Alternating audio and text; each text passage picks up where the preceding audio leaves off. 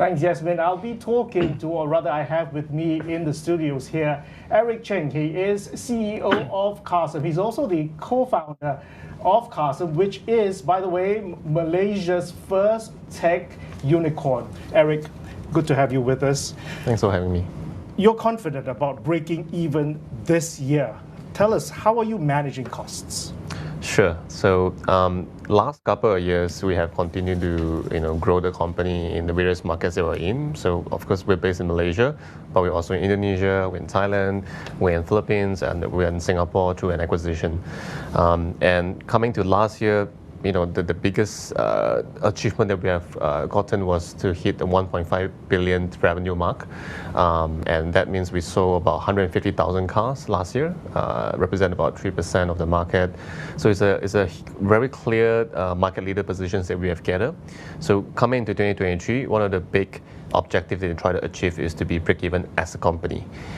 So what that means is to continue to build on the momentum that we have from last year, focusing on creating more margin opportunities, and being able to also be very cost disciplined in the way we manage a business, just like any other one that you see out there. And I think the main thing that has driving us to the profitability or the break-even point comes from us being able to gain more margin uplift from not just the metal that we have when selling the car, but also from ancillaries like financing, insurance, after sales. Some of this now starting to reflect into every car that we sell. And on top of that, the way we manage the business in terms of investing into the variable costs, into the fixed costs, now has also come to a point that we are putting a strict discipline towards helping us to break even. So first quarter, we reach operation profitability, and we are only about 2-3 months away from breaking even before end of this year as a company. Okay. Are you confident about being able to replicate your business model to the rest of Southeast Asia? I mean, it's already a very crowded scene. Singapore has Carsome, Indonesia has OLX, as well as Carousel Auto Group. How are you doing it? Well, so I think we have a pretty comfortable leading positions in all this country when it comes to revenue and the cars that we sell, number of cars that we sell on the ground.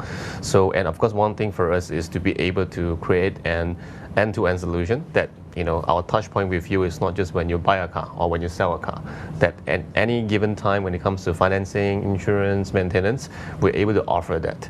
And because of the platforms that we obtain, not just Carsome, we have also iCar Asia, which is a classified, we have Webcar, which is a content platform. All of this combined give a very holistic view on how customers interact with us users. And these users eventually, when they convert into customers, they are being seen as the experience being personalized. So we are replicating this not just in one country, but multiple countries. And Philippines being the latest entry. And we're feeling really confident in terms of how we replicate the operating playbook by applying it from one country to another.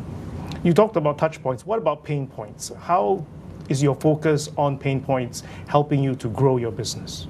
Sure. So last 10 to 15 years, I think if you imagine used car market, it has been filled with thousands, tens of thousands of dealers, and the whole market is very fragmented, which means when you want to look for a car, you find a challenge in terms of finding the right car, and also a challenge when it comes to ascertain what's the right price to sell. So we came into the picture to solve those pain points, meaning you're able to find the right car from our own inventory pool and also buying it at the right price without haggling.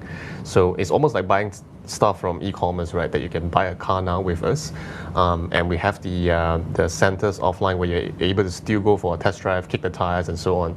Now, I think with that, we have completely reinvent how you think about buying a car. So now it's a lot more enjoyable instead of like a very tricky headache process before that could be considered a nightmare.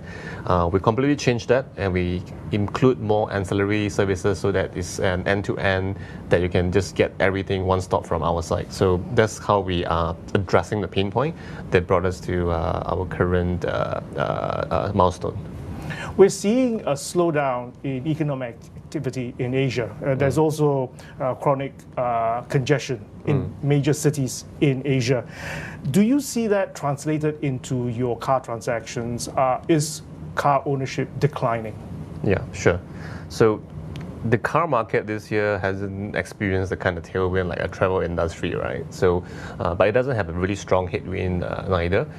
Simply because if you look at the region, 2/3 of the populations are in between the upper middle class to the lower middle class and the middle class itself. So there's a vast amount of population who are vying for car ownership. And we have seen this in developed markets before, like in the past 5 years, like China, for example. As the GDP per thousand capita hit a sweet spot of, like, say, $5,000, you start to see the car ownership, correlates into that increase, the spike. So, which we're seeing that happening in Southeast Asia. So of course, some of it has been offset towards the interest rate hike, offset by the new car selling on the ground with less cheap shortage supply and so on. But ultimately, net is a really good positive. Where we continue to see the existing market growing for most of us. Talk about future plans, geographical expansion. As I mentioned, we cover Malaysia, we're in Indonesia, Thailand, Singapore. So the next market we're entering is Philippines. So the way we look at expanding into a new geography is really about whether the market dynamic fits to have a business model like ours, right? We want to be entering the market and addressing the pain point. And the consumer will feel like they want to use our service. We are value adding. So that's how we define like which market to enter. And of course, with that being said, there's also a lot of other markets within Southeast Asia or Asia, right, that we could eventually penetrate in. But where we are focusing right now is get the company to be profitable this year, expanding the verticals, the services that we're offering to our customers, and make sure that Philippines also grow at the same time. One final question that I'd like to ask my CEOs is, what were your biggest mistakes getting to where you are today? So we all learn from our mistake, right? So I think the biggest mistake was in the first year when we started out, we're trying everything for the business. At one point, we were not just in Southeast Asia, but we're also in like places like Australia and much further away, right?